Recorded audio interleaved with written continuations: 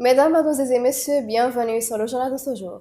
Le président du Parlement, le conseiller Adila Saleh, a rencontré une délégation d'anciens de sages, de chers et des tribus de Harabi à Benghazi dans son bureau de la ville de Gopa.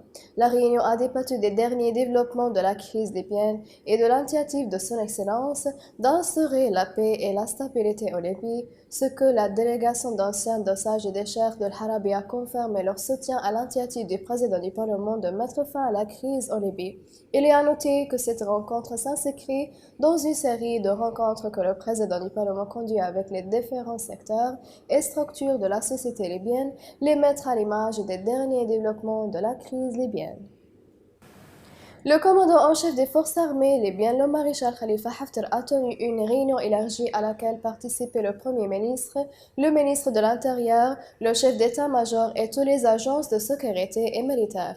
Au cours de la réunion, le commandant en chef a donné des instructions strictes de lancer une opération de sécurité conjointe élargie et l'ouvre pour faire appliquer la loi, contrôler la sécurité, éliminer la criminalité, les manifestations d'armement, tous les groupes qui exploitaient le nom de l'établissement militaire et de la sécurité pour réaliser ses intérêts personnels.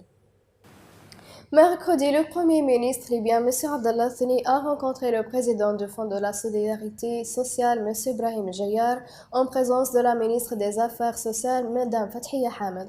Au cours de la réunion, le Premier ministre a été informé du fonctionnement de la Commission, des problèmes, des obstacles les plus importants auxquels elle est confrontée et des mécanismes pour les résoudre pour pousser le fonds et à fonctionner correctement d'une manière qui profite à tous les bénéficiaires des services du fonds.